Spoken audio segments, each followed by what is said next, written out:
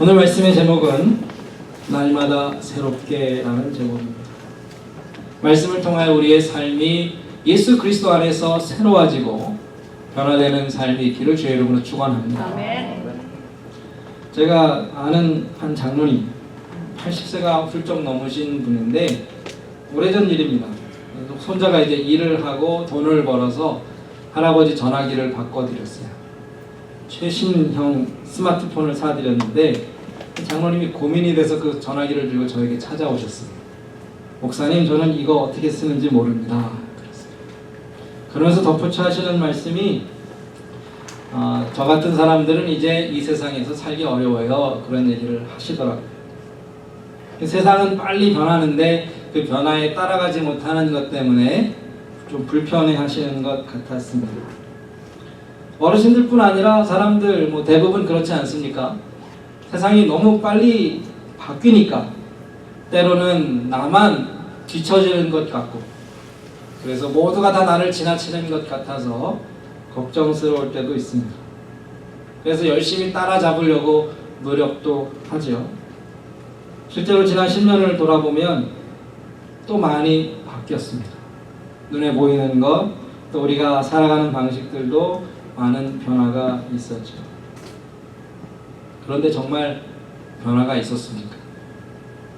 참된 변화. 정말로 변해야 될 것들이 변했습니까?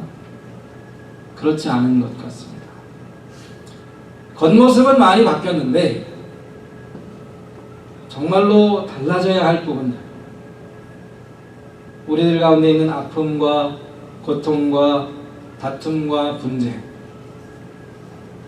범죄와 전쟁과 같은 정말로 인간이 해결해야 할 문제들은 과거에나 지금이나 달라진 것이 없어 보입니다. 그래서 성경은 해 아래 새 것이 없다라고 말씀하십니다.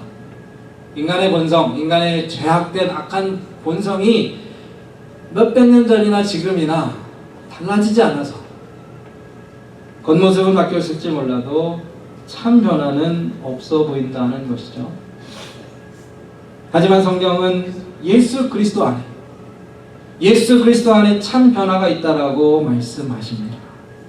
그렇기 때문에 이 자리에 계신 성도님들이야말로, 크리스찬들이야말로 변화를 이야기할 수 있고 또 변화를 실제로 경험할 수 있는 사람들인 줄로 믿습니다. 우리의 구원은요, 변화를 빼놓고는 설명할 수 없어요. 그러니까 내가 하나님 안에서 새로운 생명을 얻었고 구원받았다라고 정말로 확신하는 성도들, 달라져야 합니다. 변화가 있어야 합니다. 날마다 하나님께서 새로운 은혜를 부어주시기 때문에 그 새로운 은혜를 받는 성도들은 어제보다 오늘이, 또 오늘보다 내일이 주님 모습으로 바뀌어져 있어야 하는 것이죠. 오늘 말씀을 우리가 받으면서 과연 내 삶에 참 변화가 일어나고 있는가? 정말로 스스로 점검해 보시고 하나님 앞에 기도했으면 좋겠습니다. 성도가 새로워지는 것은 세상을 따라가기 위한 변화가 아니라 오히려 세상을 떠나 하나님께로 더 가까이 나아가는 변화입니다. 예수 그리스도 안에서 완전한 새로운 사람이 되었고 이제 변화된 새로운 생명이 또다시 성장해가는 그러한 과정을 겪고 있습니다. 다시 말씀드립니다. 예수 그리스도의 말씀을 듣고 예수께 배우는 모든 성도들은 날마다 새로워져야 합니다. 우리 안에 참 변화가 일어나고 있습니다. 우리 삶의 변화를 말씀하시는데 17절에 보니까 무엇이 변화인가? 이제부터는 이방인이 행하는 것 같이 행하지 말라 말씀하셨어요. 이방인들처럼 행하지 않는 것이 변화다, 이런 말씀입니다. 그럼 이방인들이 누구죠? 놀랍게도 이방인은 과거의 우리 자신입니다. 저 사람들처럼 살면 안 되겠다, 그렇게 우리가 닮지 말아야 할 어떤 특정한 부류의 사람들이 있는 것이 아니고 과거의 나의 모습에서 변화되는 것을 오늘 성경이 말씀하고 있는 것입니다. 이제부터는 그랬는데, 그러면 그 전에는 우리가 어떠한 존재였는가? 우리도 하나님 없이 살아갔던 그러한 이방인들이었다라는 겁니다. 우리 자신의 과거의 모습을 부정하고 또 그 모습을 버리는 것이 변화입니다. 그러니까 변화가 어렵습니다. 나를 바꾸는 것이, 나의 과거로부터 벗어나고 탈피하는 것이 변화라면 과연 그것이 어떻게 가능할까? 우리의 힘으로 참으로 할 수 없는 일이죠. 그렇기 때문에 하나님께서는 하나님의 능력으로 우리를 바꾸어 주셨습니다. 기억하시는지 모르겠지만 우리 앞에 에베소 2장부터 쭉 보시면 하나님의 선택과 하나님의 예정에 따라 1장과 2장에서 우리의 신분과 소속이 달라졌고 우리가 누구인지 우리의 정체성이 바뀌었다라고 말씀을 드렸습니다. 과거엔 하나님과 우리가 원수였습니다.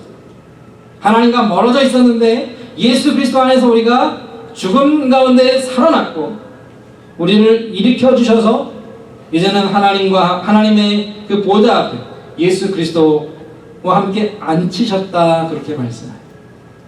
그러니까 우리는 이 세상에 속한 사람들이 아니라 어디에 속한 사람들이죠? 하늘에 속한 사람들, 하나님의 나라를 상속받을 하나님의 백성들이라는 것입니다. 그러니까 이제 이 변화된 신분과 지위를 가지고 내가 누구인지를 발견하고 알아서 이 믿음대로 나의 새로운 신분대로 살아가는 것이 마땅하다라는 겁니다. 기억하시기 바랍니다. 이방인은 하나님이 없다라고 믿고 살아가는 사람들, 이 세상이 전부로 알고 살아가는 사람들이 이방인이고 그 모습을 우리가 버려야 한다는 것입니다. 오늘 17절 말씀을 다시 보시면 이방인들이 행하는 것은 허망하다 그랬어요. 허망한 게 뭐죠? 헛되다라는 것, 허무하다라는 것. 우리가 어떨 때 허무하다라고 느끼세요? 정말로 온 힘과 모든 것을 다 쏟아부어서 한 일이 수포로 돌아갔어요.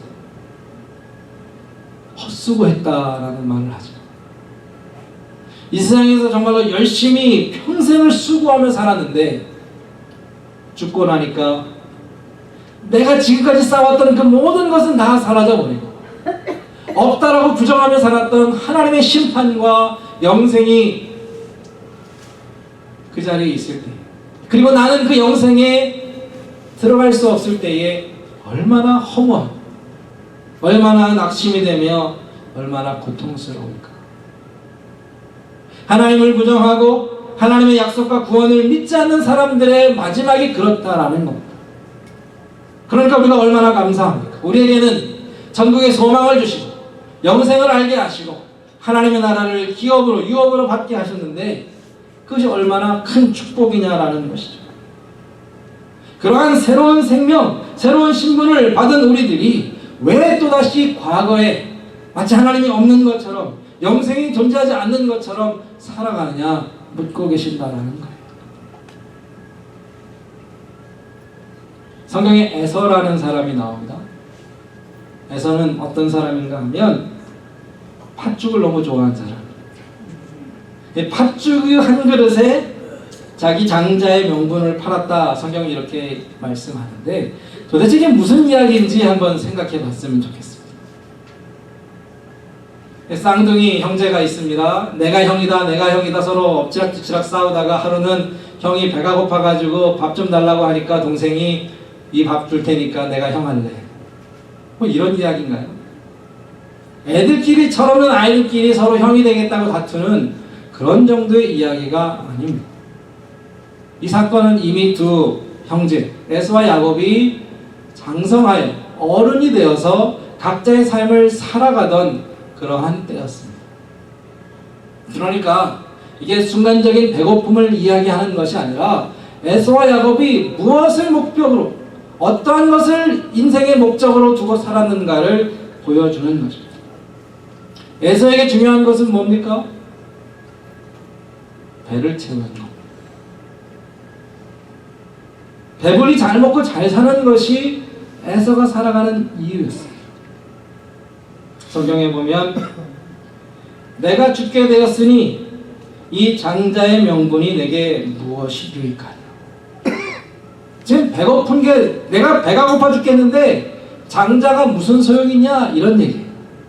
그런데 성경에서 이 장자, 특별히 에서와 야곱의 집안에서 이 장자라는 것은 하나님의 약속을 말합니다. 하나님의 축복을 말합니다. 아브라함에 약속하시고 아버지 이삭에게 약속하시고 이제 이삭의 아들 에서에게 또 야곱에게 하나님께서 약속을 주셨는데 내가 너를 복되게 하리라.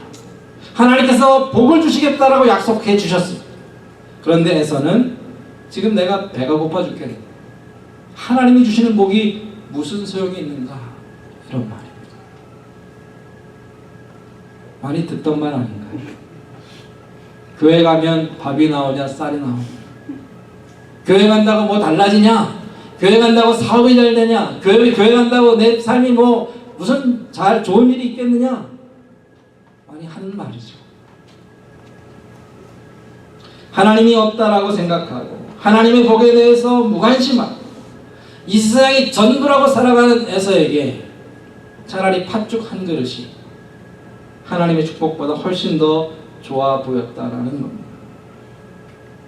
이러한 에서를 가리켜서 히브리서 12장 16절에는 망령된 자라 그래요. 망령되다라는 말은 뭐 정신이 뭐 이상하다, 온전치 않다 이런 말이 아니고요. 한마디로 세속적이다라는 말, 신앙이 없다라는 말이죠. 경건하지 않다, 거룩하지 않다라는 말. 사실요, 불신자들을 보면 그렇게 나쁜 사람들이 아니에요.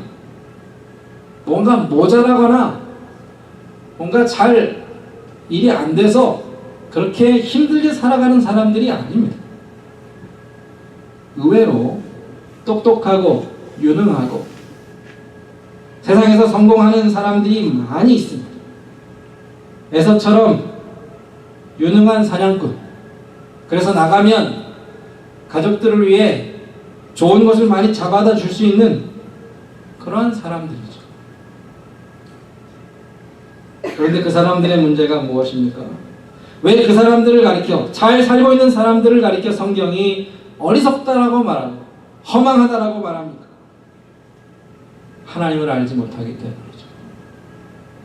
죽음 이후의 삶에 대해서 무관심하기 때문이고 하나님께서 약속하신 영원한 소망과 복에 대해서 무지하기 때문에 그것 때문에 저들의 인생이 허무하고 그 마지막이 헛될 수밖에 없다는 것이죠. 영원한 삶을 모르면 어떻게 될까요? 순간을 위해 살아가게 됩니다. 미래가 없는데 지금 이 순간이라도 잘 살아야죠. 그러니까 잘 먹고 좋은 집에서 편안하게 사는 것을 원하고 순간적인 쾌락에 마음이 빼앗겨 있고 이 세상의 명예와 부와 권력을 추구할 수밖에 없어요. 천국의 소망이 없기 때문에. 우리도 과거에 그렇지 않았습니까? 하나님을 모를 때에는 이것이 전부인 줄 알고 세상이 전부인 줄 알고 살아왔습니다. 문제는 하나님을 알고 난 이후의 우리의 모습이죠. 예수님께서 우리를 위해 죽으셨고 우리에게 구원을 허락해 주셨고 우리에게 영원한 생명과 소망을 주셨는데 왜 우리가 아직까지도 이 세상이 전부인 것처럼 살아가냐 하는 것입니다. 왜요? 우리에게는 이 세상 이외에 더 크고 영광스러운 하나님의 나라를 유업으로 약속해 주셨는데 왜 아직까지도 마치 이방인들처럼 이 세상에 하나님을 알지 못하는 사람들처럼 이 땅이 전부인 것처럼 이 땅을 위해 살아가고 있느냐라는 겁니다. 그 누구보다 많은 것을 가지고 누렸던 솔로몬이 이 땅을 위해 살아가는 사람들 향해 이렇게 말합니다. 마치 바람을 잡으려는 것과 같다. 바람을 잡아보셨습니까? 네, 제가 한번 바람을 잡아볼게요. 제가 잡았습니까? 잡은 것 같은데 이미 사라지고 없어져 버렸습니다. 그 순간은 뭔가 기쁨이 있고, 그 순간은 뭔가 만족이 있고, 그 순간만큼은 내가 정말로 자랑스러울 만큼 좋은 일이라 할지라도 오래가지 못하고 또다시 우리의 마음이 허전하고 공허한 것, 그것이 세상이 줄 수 있는 만족입니다. 우리에게는 없어지지 않고 사라지지 않고 잃어버리지 않는 영원한 나라, 하나님의 그 생명, 그 좋은 것을 받았습니다. 약속해 주셨습니다. 우리에게 예비되었고 우리가 그것을 이제 누릴 것입니다. 왜 여전히 우리는 그 좋은 영광스러운 하나님의 그 생명을 잊어버리고 이 땅의 것에 마음이 빼앗기며 살아가느냐는 것입니다. 오늘 20절 말씀을 보면 하나님께서 우리에게 안타까운 마음으로 외치고 계십니다. 너희는 그리스도를 그같이 배우지 아니하였다. 하나님께서 가르쳐주신 복음은 그런 것이 아니라는 것입니다. 우리가 예수 그리스도를 배웠습니까? 하나님의 말씀을 들었습니까? 복음을 받아들였습니까? 우리는 세상이 전부라고 배우지 않았습니다. 우리는 예수님을 믿음으로 영생을 가졌고 하나님의 나라가 우리의 것이 되었습니다. 우리는 주님을 그러한 방법으로 배우지 않았습니다. 은혜교회 성도님들, 예수를 어떻게 배우셨습니까? 예수 그리스도를 어떻게 배우셨고 어떻게 믿고 계십니까? 주님께서는 우리에게 어떠한 분이십니까? 우리가 어떻게 하나님도 천국도 영생도 없는 것처럼 낙심하고 주저앉아 염려하며 살고 있느냐? 우리에게는 하나님의 나라가 있고 영생이 있다라고 주님 우리에게 말씀하고 계십니다. 아멘. 우리를 도전하시고 우리를 격려하시고 우리에게 예수 그리스도를 다시 한번 가르쳐 주십니다. 아멘.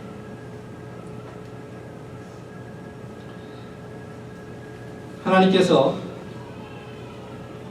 우리를 향하여 새로운 생명을 주셨는데, 그래서 우리가 날마다 새롭게 변화되기를 원하시는데, 변화의 열쇠는 배우는 데 있습니다. 앞서 말씀드린 대로 변화는 내 모습을 바꾸는 것인데, 내가 나를 고칠 수 있나요? 스스로 고칠 수 없습니다. 스스로 새로운 것을 발견할 수 없습니다. 누군가가 와서 가르쳐 주어야 내가 바뀔 수 있는데, 그렇기 때문에 주님께서 우리에게 찾아오셔서 참 생명이 무엇인지를 가르쳐 주셨습니다. 배우셔야 합니다. 신앙은 배우셔야 하고, 참 생명은 배움을 통해 일어나고, 참 진정한 변화는 배움을 통해 가능합니다. 예수를 배우고 계십니까? 하나님을 배우고 계십니까? 그 말씀을 늘 듣고 그에게 가르침을 받아 하나님께서 우리의 삶을 바꾸시도록 우리의 삶을 드리고 있습니다. 진리가 예수 안에 있다 그랬습니다. 어디 안에 있다고요? 예수 안에 정답이 있고, 예수 안에 문제의 핵심이 있고, 예수 안에 어디로 가야 할지 방법이 있다라는 것이죠.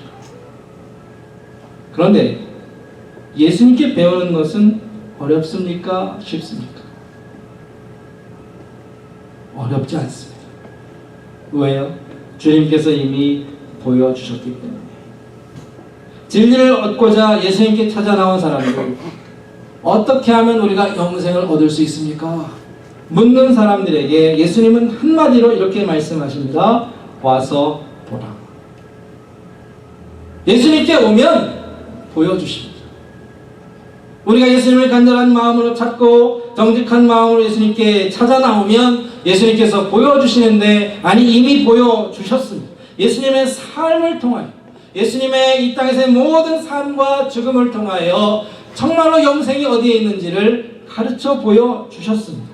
성경을 통해 예수님을 만나시기 바랍니다. 예수님께서 이 땅에서 어떻게 사셨는지 보시기 바랍니다. 이미 많이 듣고 아셨다라면 다시 한번 생각해 보시기 바랍니다.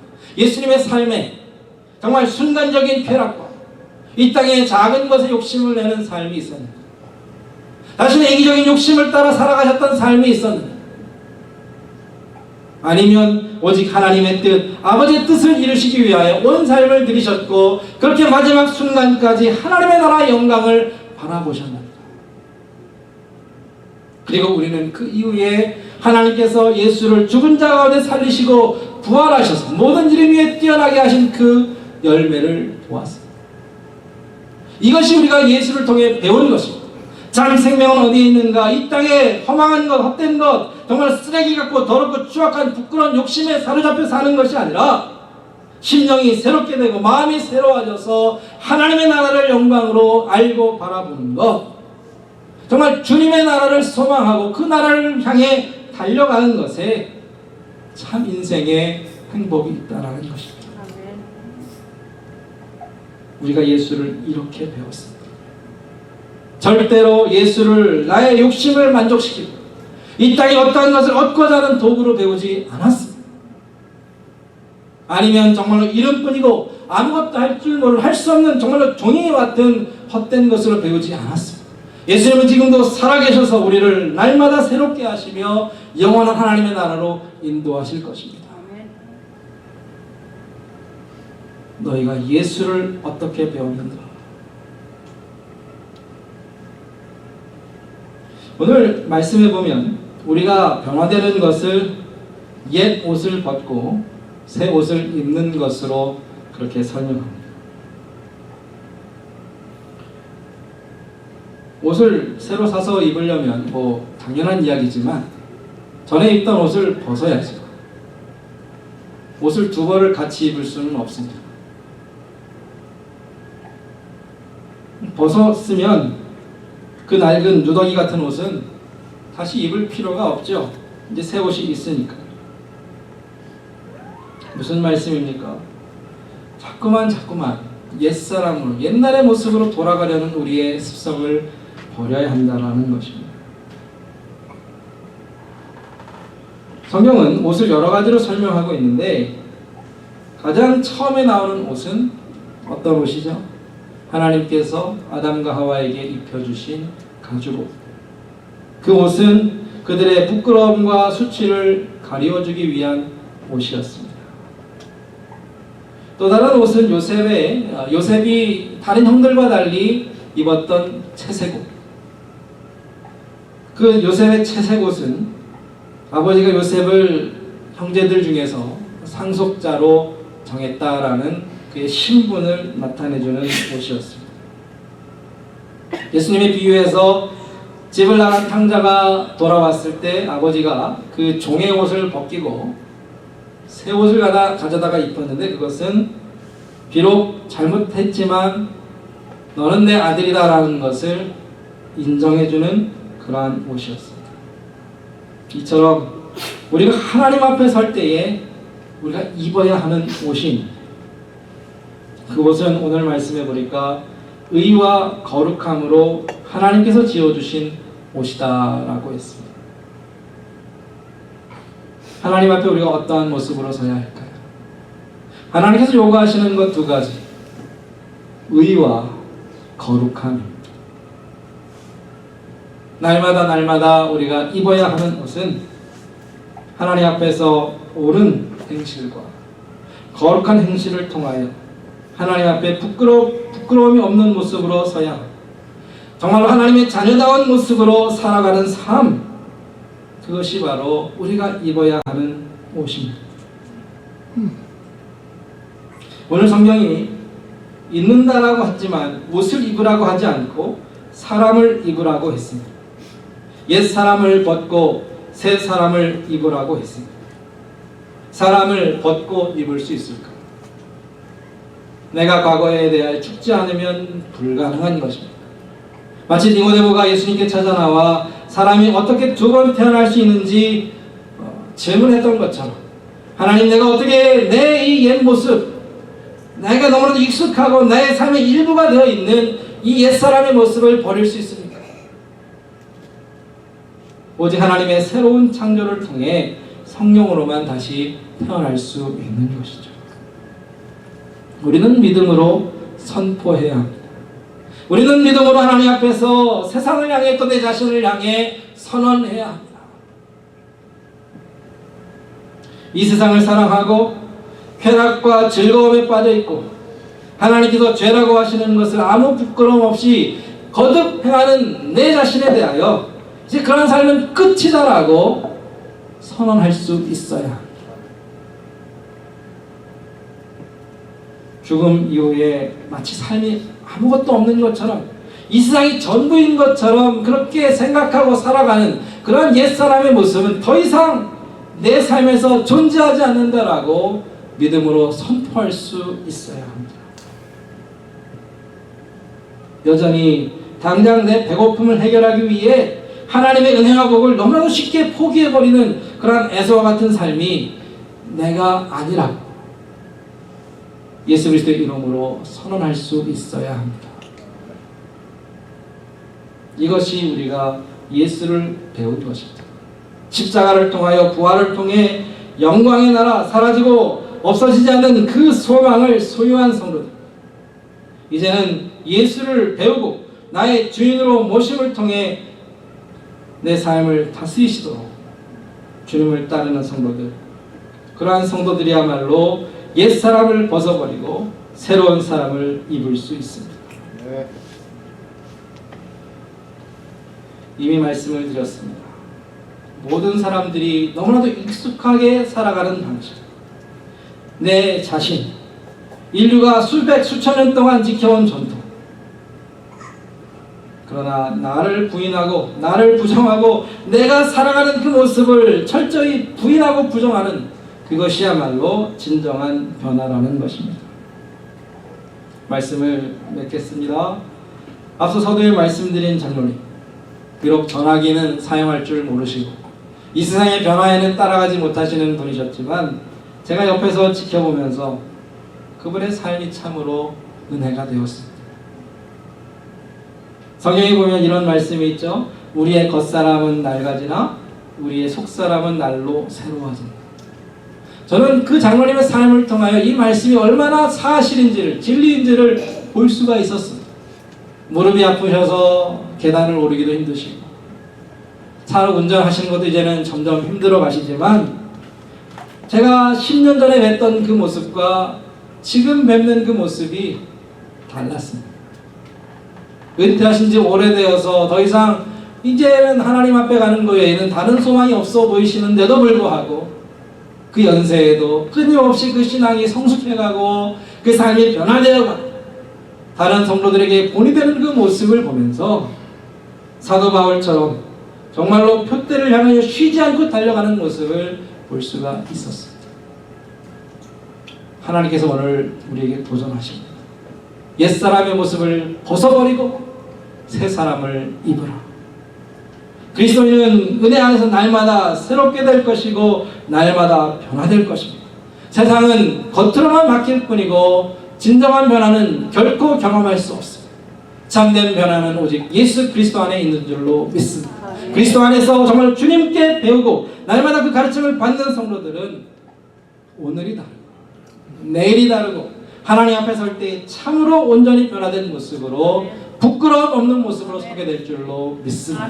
하나님께서 우리에게 의와 거룩함을 입혀주시고 우리를 날마다 새롭게 하시기를 주의 이름으로 축원합니다. 같이 기도하겠습니다.